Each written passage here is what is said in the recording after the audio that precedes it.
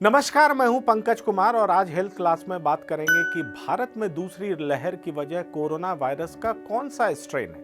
जी हां, क्या वो लोकल स्ट्रेन है? क्या वो वेरिएंट ऑफ कंसर्न है जिसको हम कहते हैं UK strain, south African strain, Brazilian strain? वो कौन सा स्ट्रेन है? या फिर यूके स्ट्रेन में हुए दो म्यूटेशंस वाले जो वायरस हैं, क्या वो दो म्यूटेंट वायरस हैं? वो कौन से वायरस हैं जिसकी वजह से भारत में कोरोना का दूसरा लहर आया है? जी हां, ये जरूर चिंता का विषय है। वैसे सरकार के मुताबिक वेरिएंट ऑफ कंसर्न ये 3 स्ट्रेन हैं। एक को यूके, ब्राजीलियन और साउथ अफ्रीकन स्ट्रेन कहते हैं। और देखिए, ये जो मैं बात कर रहा हूं E484Q और N440K, ये दो ऐसे म्यूटेशंस हैं जो यूके स्ट्रेन में हुए हैं। तो कई तरह के वायरस हैं और किस तरह के वायरस से भारत में कोरोना का दूसरा लहर आया है, जी हां, ये जानना बहुत जरूरी है। और मैंने आपको बताया कि भारत में कुल 736 यूके स्ट्रेन के मामले हैं। अगर हम अगले स्लाइड की ओर चलें तो मैं आपको यह बताना चाहूंगा कि 34 जो है साउथ अफ्रीकन स्ट्रेन के मामले हैं और एक जो है वो ब्राजीलियन स्ट्रेन के मामले हैं। जी हां, इन मामलों को देख करके ऐसा कतई नहीं कहा जा सकता कि भारत में जो दूसरा लहर है वो ये जो वेरिएंट ऑफ कंसर्न है उसकी वजह से है। मैं आपको ये भी बता दूं कि कौन सा वायरस की वजह से कोरोना हो रहा है उसका पता लगाने के लिए इंसाकॉग का मतलब ये होता है कि एक तरह का 10 लेबोरेटरी का कंसोर्टियम बनाया गया और जिस लैब का उद्देश्य होगा कि जो उनके पास सैंपल्स भेजे जाएंगे उनकी जांच की जाएगी और जीनोम सीक्वेंसिंग का पता लगाया जाएगा और उसी के बाद पता लगेगा कि ये कौन सा स्ट्रेन है, क्या यूके स्ट्रेन है या क्या ब्राजीलियन स्ट्रेन है या साउथ अफ्रीकन स्ट्रेन है या कोई और स्ट्रेन है। इनका काम उद्देश्य बनाने का यही था कि टाइप्स ऑफ स्ट्रेन पता किया जा सके ताकि प्रॉपर इलाज किया जा सके। पर मैं आपको यह बता दूं कि ये 10 लैब्स का कंसोर्टियम दिसंबर में बनाया गया और अभी तक भारत में अगर दुनिया की तुलना में कहा जाए तो भारत दूसरे नंबर का देश है जहां पे कोरोना पीड़ितों की संख्या ज्यादा है। तकरीबन 1,17,00,000 लोग यहां कोरोना से पीड़ित हुए हैं।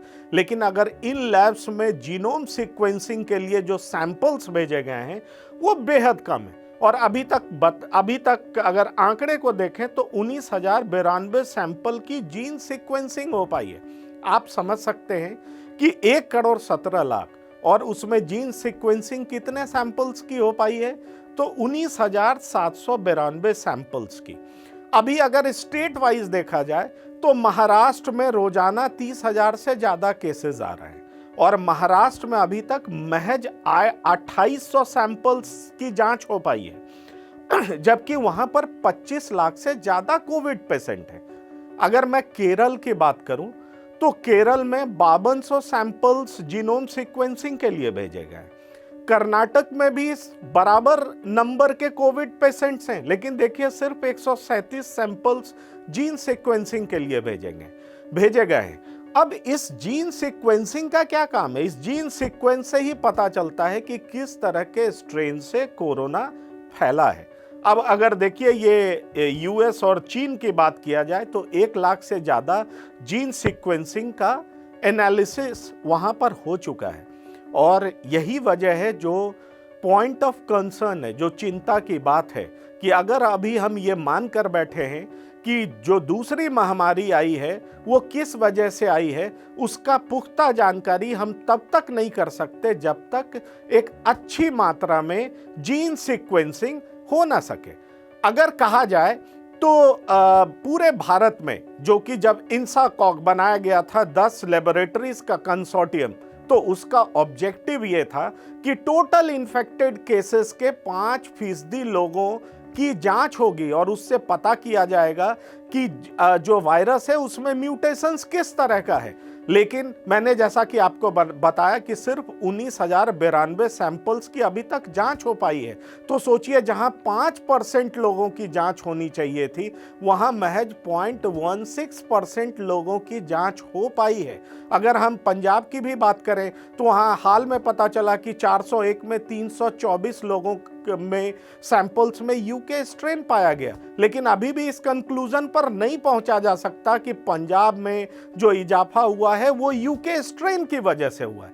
तो जाहिर तौर पर यह चिंता का सबब जरूर है। और सबसे बड़ी बात यह है कि जो इंसाकॉग, जो 10 लेबोरेटरीज का कंसोर्टियम बनाया गया, उसमें जितने सैंपल्स की जांच होनी चाहिए उतने सैंपल्स की जांच नहीं हो पाई है। और उसकी वजह है कि अलग अलग राज्यों ने उतने सैंपल्स नहीं भेजे हैं। साथ ही दूसरी वजह यह भी है कि उनके लिए जितने फंड्स एलोकेट होने चाहिए वो अभी तक नहीं हुए हैं, कुछ ही समय में हो जाएंगे। तो जाहिर तौर पर कोरोना के दूसरे लहर की वजह का अगर असली पता नहीं लग पाएगा कि कौन से वायरस का स्ट्रेन इतना ज़्यादा लहर फैला रहा है, इतना ज़्यादा लोगों को संक्रमित कर रहा है, तो ये चिंता का सबब जरूर होगा। क्योंकि मैं आपको बता दूं कि दक्षिणी साउथ अफ्रीकन और ब्राज़ीलियन स्ट्रेन के बारे में ये कहा जा रहा है कि इस पर हमारे जो वैक्सीन है वो कम इफेक्टिव हैं या इफेक्टिव नहीं है, जबकि इसकी जांच जारी है, इस पर शोध चल रहा है। तो जाहिर तौर पर कोरोना के दूसरे लहर की असली वजह क्या है, इसका पता लगाना बेहद जरूरी है। धन्यवाद।